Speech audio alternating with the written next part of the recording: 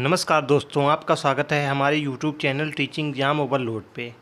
आज के सेशन के अंतर्गत मैं एनसीईआरटी क्लास 6 साइंस के चैप्टर 10 को कवर करूंगा, जो कि बहुत इम्पॉर्टेंट सेशन है सीटेट पेपर 2 में साइंस और मैथ की तैयारी करने वाले छात्रों के लिए, वहीं बिहार शिक्षक भर्ती में साइंस की तैयारी करने वाले छात्रों के लिए। तो आज के सेशन को स्टार्ट करने के पहले हमारे चैनल को लाइक और सब्सक्राइब करिए, ज़्यादा से ज़्यादा इस वीडियो को शेयर करिए। चलिए आज का सेशन हम स्टार्ट करते हैं। तो आज के लेसन का नाम है गतियों दूरियों का मापन। तो इसमें जो मेन पॉइंट हैं उसको मैंने हाईलाइट किया है, वही हमें पढ़ना है। चलिए, पहला हाईलाइटेड पॉइंट है, हम देखते हैं कि मापन का अर्थ है किसी अज्ञात राशि की उसी प्रकार की कुछ ज्ञात राशि से तुलना करना। इस ज्ञात निश्चित राशि को हम मात्रक कहते हैं। तो हम देखते हैं कि मापन का अर्थ होता है किसी अज्ञात राशि की उसी प्रकार की कुछ ज्ञात राशियों से तुलना करना। इस ज्ञात निश्चित राशि को हम मात्रक कहते हैं। चलिए,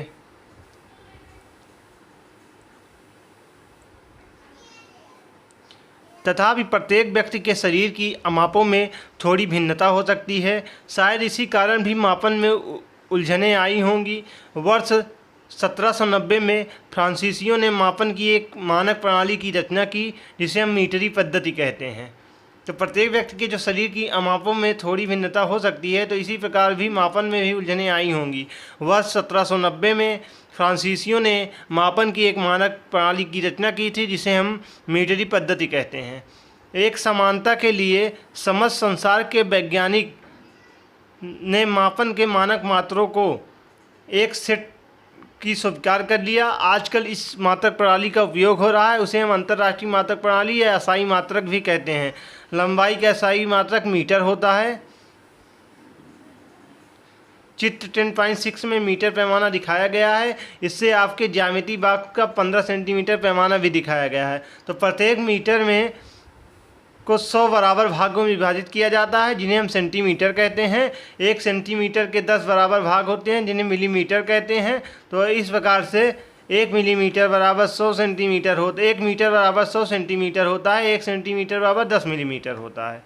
वहीं लंबी दूरियों के मापन के लिए मीटर ही एक सुविधाजनक मात्रक नहीं है, इसलिए हम एक बड़े मात्रक को परिभाषित करते हैं, इसे किलोमीटर कहते हैं।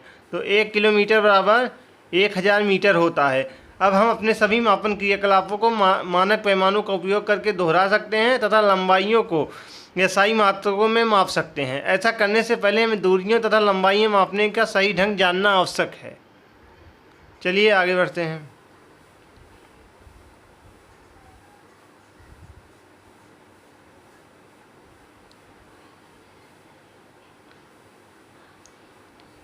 तो अब गति के प्रकार के बारे में बात करते हैं।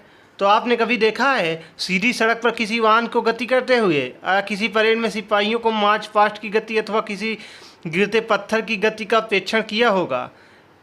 या किस प्रकार की गति है? तो हम आइए इस पर हम बात करते हैं। तो इन सभी उदाहरणों से हम यह देखते हैं कि वस्तुएं जो होती हैं सरल रेखा के अनुदिश गति कर रही हैं। तो इस प्रकार की गति को हम सरल रेखीय गति कहते हैं।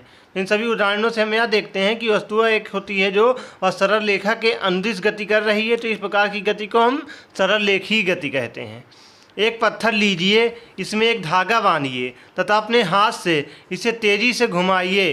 पत्थर की गति को ध्यान में देखिए। हम देखते हैं कि पत्थर जो है वह वृत्तीय पथ के अनुदिश गति कर रहा है। तो आप जब एक पत्थर लेंगे, उसे एक धागा बांध दीजिए तथा अपने हाथ से उसे तेज़ी से घुमाइए। पत्थर की गति को ध्यान से देखिए। हम देखते हैं कि पत्थर जो है वह वृत्तीय पथ के अनुदिश गति कर रहा है। चलिए,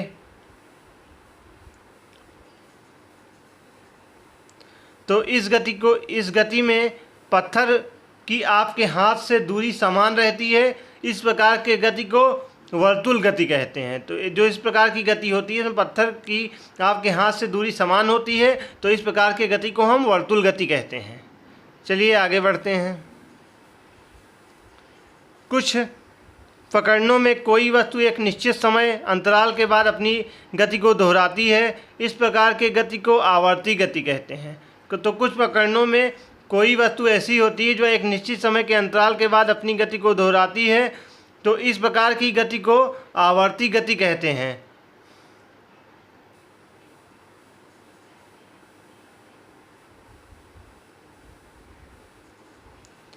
तो एक स्थान से दूसरे स्थान तक जाने के लिए परिवहन के विभिन्न साधनों का उपयोग किया जाता है।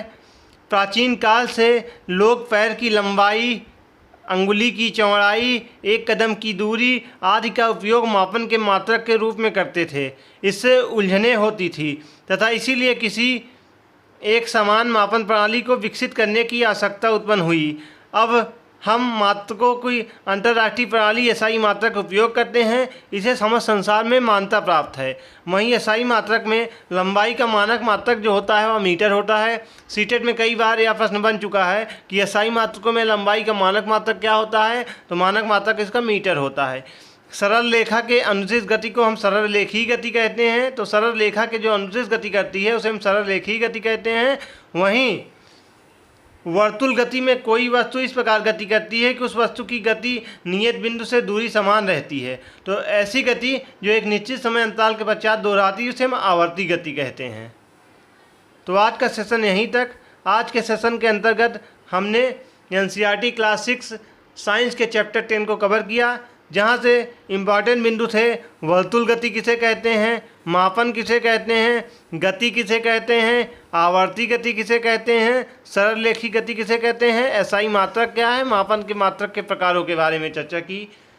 तो आज का सेशन यहीं पे समाप्त करते हैं। कल फिर मिलते हैं किसी नए सेशन के साथ। तब तक हमारे चैनल के साथ जुड़े रहिए। हमारे चैनल को लाइक करिए, सब्सक्राइब करिए। धन्यवाद।